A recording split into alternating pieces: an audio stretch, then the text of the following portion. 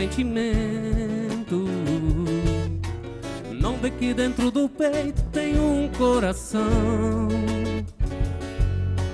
E não sou feito de aço, sou de carne e osso. Não posso sofrer desgosto nem desilusão. Quando estamos juntinhos fazemos loucuras e não existe censura pra gente se amar. Mas depois que satisfez todos os seus desejos, sai sem me dizer adeus e quando vai voltar. Você só lembra de mim quando quer fazer amor. Será que só o meu corpo tem mesmo valor? Você só lembra de mim quando é hora de amar, pra matar os seus desejos, pra lhe saciar. Tá aí hoje, cantor e compositor com a gente, Messias. Pessoal de casa, amigos internautas, claro, na nossa companhia, na nossa audiência. Vem pra cá, então, pra gente interagir, pra nós conversarmos, pra nós batermos um papo via WhatsApp. Vamos ver o que vocês têm mandado aqui pra nós. Abre telão, enche tela aí com o nosso Zap Zap, né? Bom dia, sou Arnaldo Mendes, do povoado Campinho, Zona Rural de São Bento do Maranhão, aqui com a gente. Obrigada aí pelo carinho e audiência no Maranhão também, viu? Olha só, 19 aqui com a gente, vamos lá. Bom dia, Renata. Ótimo dia aí para todos aqueles que curtem. Ótimo programa Bem da Terra, boa música. Francisco de Rio Claro, interior de São Paulo. Obrigada aí pelo carinho e audiência pelo interior paulista. 67, vamos para onde? Vamos para Ponta Porã, Mato Grosso do Sul. Bom dia, Renata, e a todos vocês aí do Bem da Terra. Sou o Betão, aqui de Ponta Porã, Mato Grosso do Sul. O programa tá ótimo, como sempre. Obrigada aí pelo carinho, pela audiência. Grande abraço aí para todos, né, que sempre nos acompanham. E agora é o seguinte, a gente vai falar sobre um setor bastante importante, né?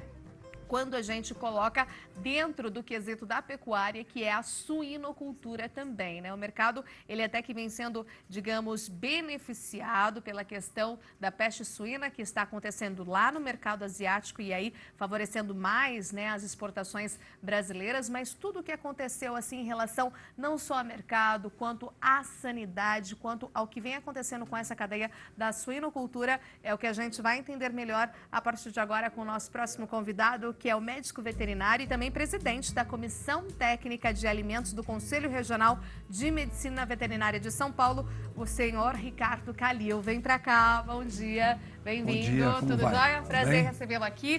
Bom, no momento tão oportuno, né, para se falar sobre a suinocultura e a suinocultura brasileira, né?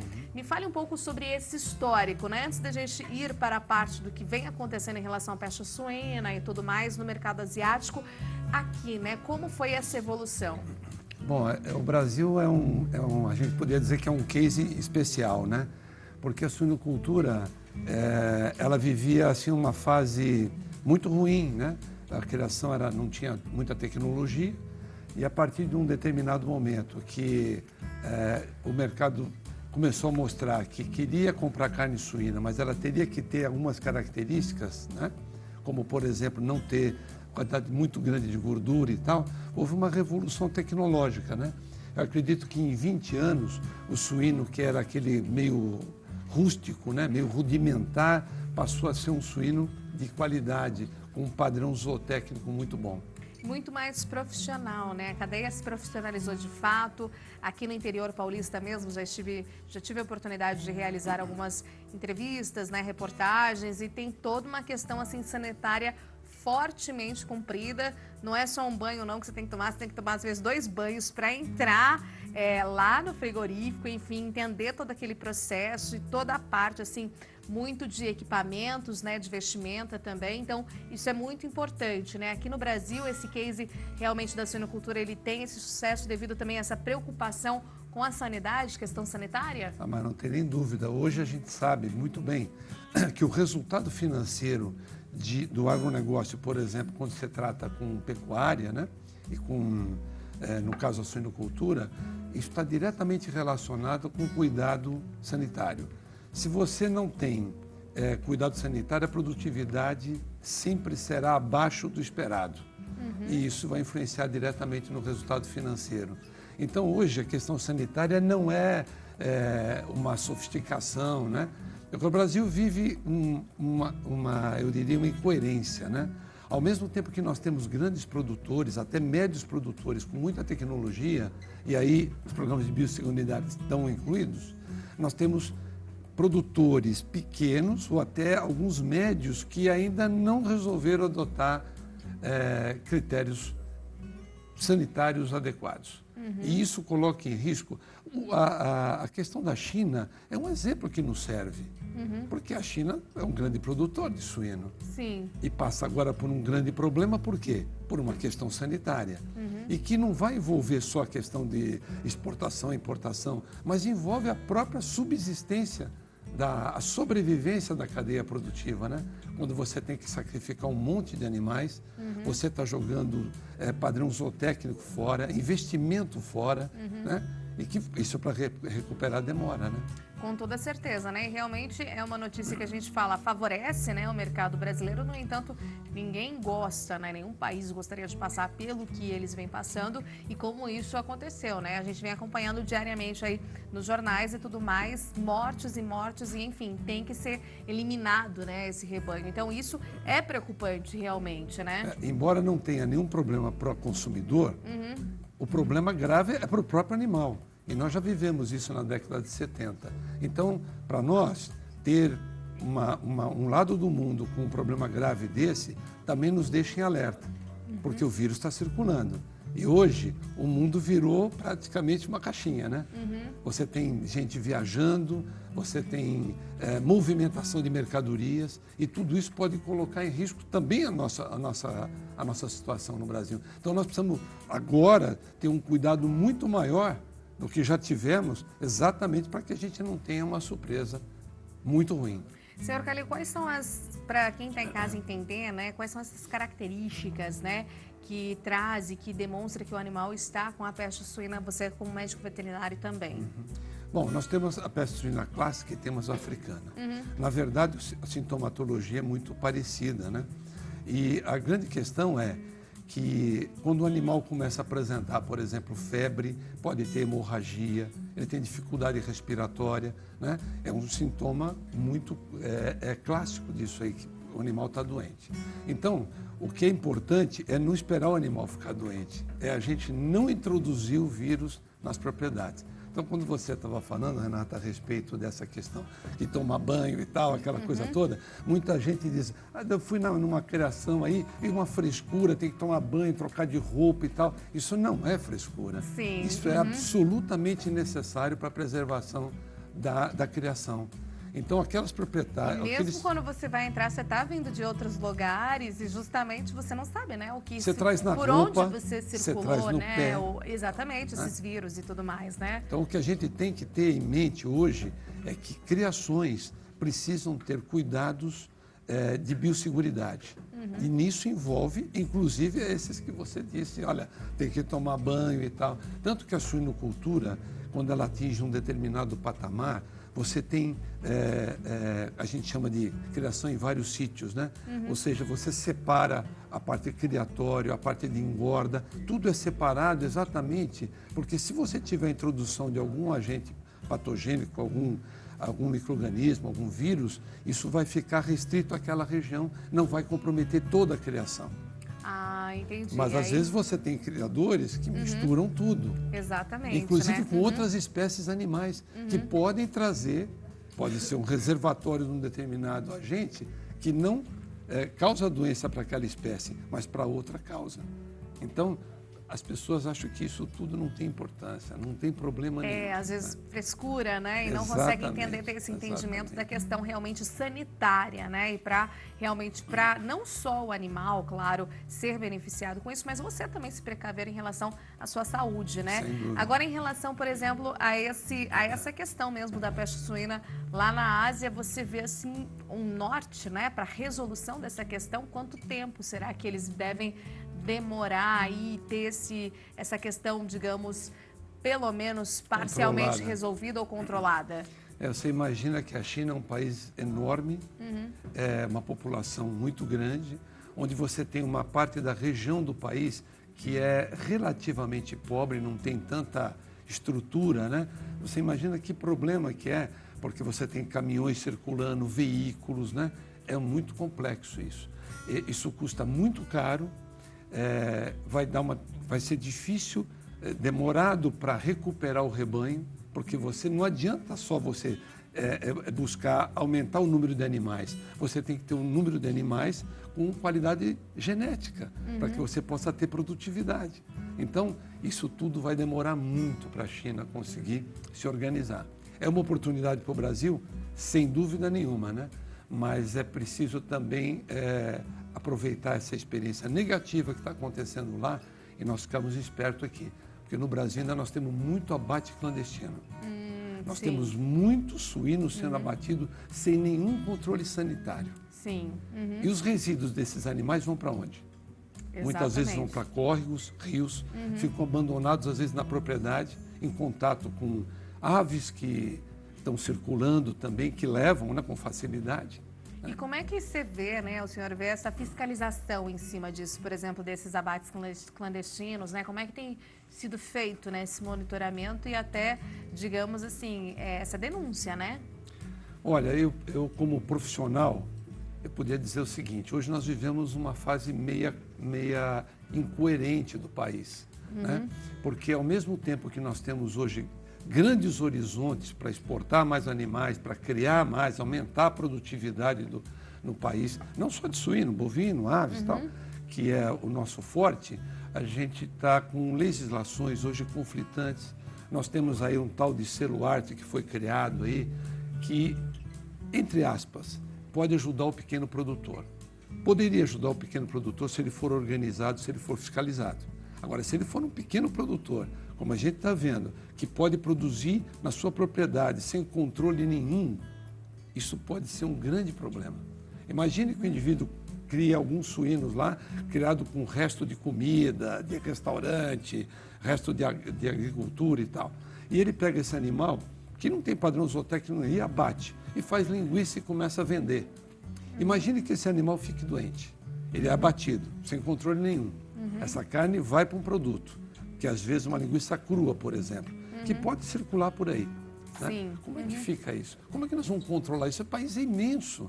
Nós temos 8 milhões e 500 mil quilômetros quadrados. Sim. Né? Como é que nós vamos controlar isso? Isso tinha que ser um rigor, e nós estamos vendo um afrouxamento. Isso me preocupa como médico veterinário e principalmente como consumidor. Entendi. Então, assim, precisava sim autoridades ficarem mais de olho em termos de fiscalização. É isso, Nós né? O agro que ele tem essa questão da reforçar a fiscalização. Tanto é que a gente trouxe aqui por diversas vezes, né, algumas denúncias e até algumas operações aí da Polícia Federal junto com os auditores fiscais federais agropecuários. E aí em assuntos mais até profundos e sérios, como, por exemplo, exportações, né, sendo feitas, embarcadas através, por exemplo, do Porto de Natal, onde é um importante polo produtor de frutas como uva, por exemplo, como manga, e aí eles estavam colocando drogas, né, dentro dessas frutas para serem exportadas para a Europa. Caso que a gente deu aqui também e viu também em relação a cargas aí de frango congeladas também, trazendo dentro de si droga e aí tentando ser exportado através do Porto de Santos. Ou seja, são situações que realmente a fiscalização ela tem que ficar em cima, né? Ela tem que ser muito atenta, né? Ter sempre aquela antena para que realmente a gente não vivencie menos isso, né? Seja mais pontual nessas questões. Nós temos que achar um meio termo, porque muitas vezes a indústria, por exemplo, os abatedores e tal, às vezes reclamam, muita fiscalização, muita exigência e tal. Até pode ser um determinado momento. Porém, nós estamos também muito ligados. Se a gente quer exportar, nós temos duas alternativas. Ou nós fazemos ou não fazemos. Porque não tem mais ou menos fazer, né? Então, é que nem lavar a mão, né? Se você falar para uma pessoa assim, você lavou a mão, é mais ou menos, então não dá a mão para ele, porque ele não lavou a mão. Né? Sim. Então, essa questão sanitária, a gente não pode ficar naquele meio termo, no muro, né? Ou a gente mostra para o pessoal que nós fazemos, por exemplo, o Serviço de Inspeção Federal, que é do Ministério da Agricultura, tem mais de um século. Hoje, esse serviço praticamente está sendo desmontado, né? Por questões... A legislação vai sendo mudada, um muda aqui, outro muda aqui, vai criando conflitos. E aí o que acontece? O produtor não sabe exatamente o que é para fazer. O frigorífico fica em dúvida, será que é isso para fazer? Será que é aquilo? E nós estamos recebendo missões internacionais, que vêm aqui validar o nosso serviço de inspeção. Sim. Só que nós temos que validar para exportação, mas principalmente nós temos que validar para o nosso consumidor. Afinal de contas, quem paga o serviço de inspeção no Brasil é o consumidor brasileiro. Exatamente. Como é que ele pode comer carne suína sem inspeção? No país exportador.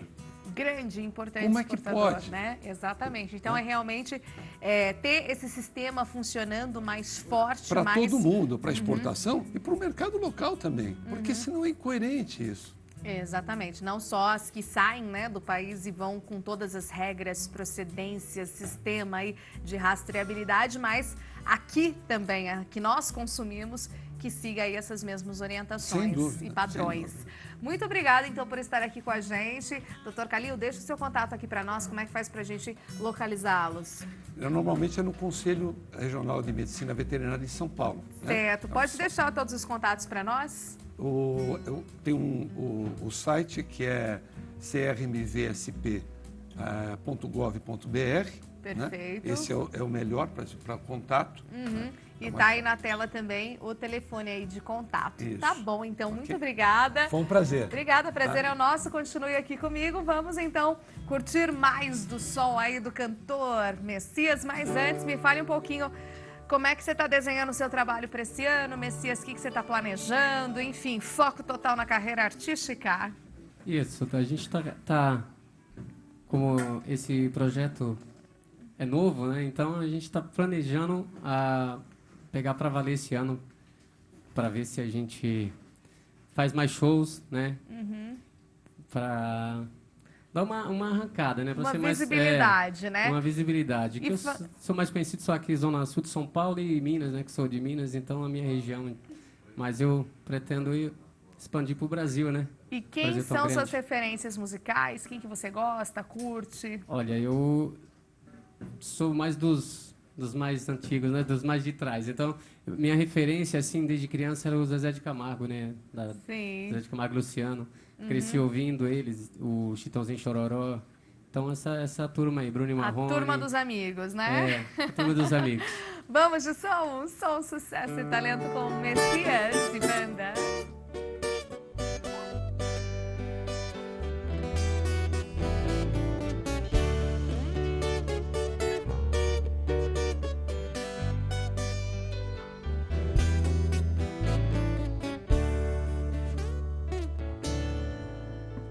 Quando eu digo que deixei de te amar, é porque eu te amo. Quando eu digo que não quero mais você, é porque eu te quero. Eu tenho medo de te dar meu coração e confessar que eu estou em suas mãos, mas não posso imaginar o que vai ser de mim se eu te perder um dia. Eu me afasto e me defendo de você, mas depois me entrego. Faço tipo, falo coisas que eu não sou, mas depois eu nego. Mas a verdade é que eu sou louco por você e tenho medo de pensar em te perder. Eu preciso aceitar que não dá mais pra separar as nossas vidas. E nessa loucura de dizer que não te quero, vou negando as aparências, disfarçando as evidências. Mas pra que viver fingindo se eu não posso enganar meu coração? Eu sei que te amo, chega de mentiras, de negar o meu desejo. Eu te quero mais que tudo, eu preciso dos seus beijos. Eu entrego a minha vida pra você fazer o que quiser de mim. Só quero ouvir você dizer que sim, diz que é verdade, que tem saudade. que ainda você pensa muito em mim. Diz que é verdade, que tem saudade, que ainda